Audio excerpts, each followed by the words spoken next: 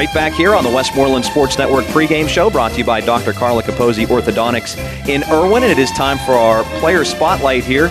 An interview coming up with Norman coach Dave Brzezinski and also Logan Derry on the other side of things for Norman. But right now it's time to talk with Devin Austin, who is our reigning Westmoreland County Player of the Week as well, Devin. Big game for you last week against Plum. You got the victory. I know that's the most important thing to you, but you carried the ball 30 or 31 times, whatever the official stats say, but a ton of work for you last week. Was that the most that you've ever carried in your career? I think it's tied for the most with Gateway last year. Either the most or second most. Yeah, that's right. You were a workhorse against Gateway last year, no doubt about it. Catching balls out of the backfield and also running the ball a lot in that thrilling victory against Gateway last year. Do you like getting the ball that often, Devin? I know that you haven't necessarily been a back here where you've gotten the ball a ton of times like that during a game, but you really rose to the occasion last week. I think it's really whatever is best for the team. If we're passing the ball great, I'll block and do whatever I have to do for my teammates. And really, that's just the biggest thing, is doing whatever the team needs to get the victory. You guys were in a dogfight last week, your closest win of the season against Plum.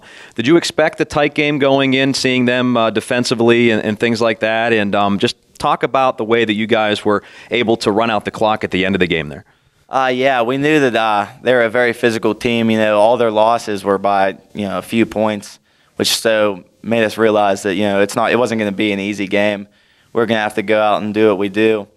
I think at the end of the game, it was just kind of just showed our character and put us, the adversity is good to have, later down the road in the playoffs and things. I think that really just helped us to come together more, even as a team. Well, that was going to be my next question to you, talking about adversity. Man, you're a pro. You're reading my mind already about our next question. One of the seniors on this team, one of the leaders, you've started since your sophomore year, and I want to ask you how the team responded to adversity, because I know you played a tight game against McKeesport, but probably the most adversity that you faced all year was last week against Plum. How do you think you guys responded, especially the younger guys responded to that adversity? Yeah, I think we responded pretty good. At the end of the game with 5 minutes left on the clock, and we were able to run out the rest of the clock. I think that really shows just good character and the ability to handle situations like that and just move forward. I asked your coach the same thing, Devin, but how important is it to be able to run the ball when the temperatures get colder and the playoffs come around? I know it's a kind of a cliche thing, but in Western Pennsylvania, it really is important to be able to run the ball late in the season. It's definitely important. As the weather gets colder or if it's raining or whatever, obviously the ground game has to be on top notch, and I think that's really important because you look at all the championship teams, they can all run the ball, they can all move the ball however they need to. I want to congratulate you, too, for winning the Foothills Conference championship with the win against Plum last week. I know, again, as I told your coach, I know it's not the end goal, but certainly something that you guys can be happy about. Did you celebrate at least a little bit after winning, or was it just kind of all business? We celebrated a little bit because that was our first goal that we had on our list.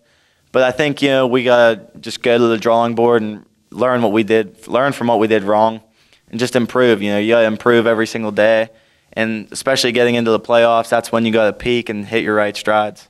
You certainly did that last year. You could have said you maybe had your worst loss of the season in Week 7 last year. You beat Gateway, you beat Hempfield, and then you really rode that momentum to a Whippeal semifinals last year, right? Yeah, that's what it was all about, and we handled our business from then on out.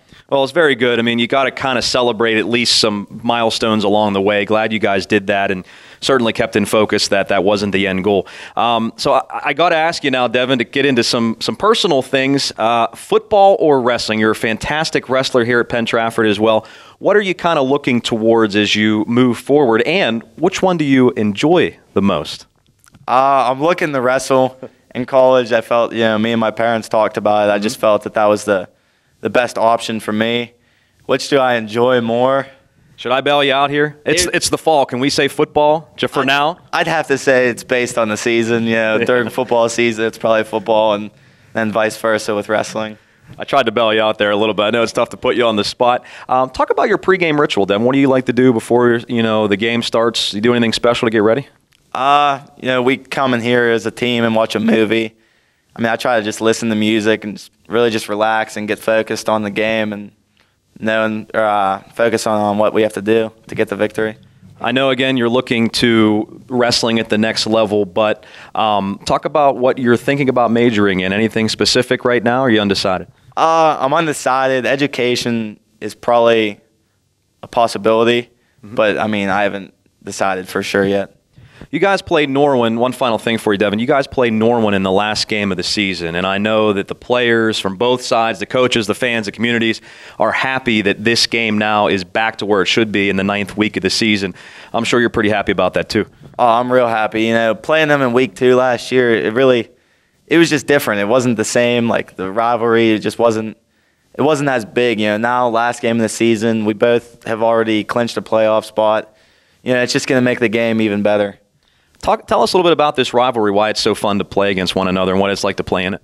Yeah, I think just as teams, like we know each other. We've known each other for a long time, living 10, 15 minutes away. I think that really just creates a rivalry because nobody wants to lose. Do you send any text to any of the guys you know from Norwin before the game, or not? No, none of that. It's all business. Nah, it's all business.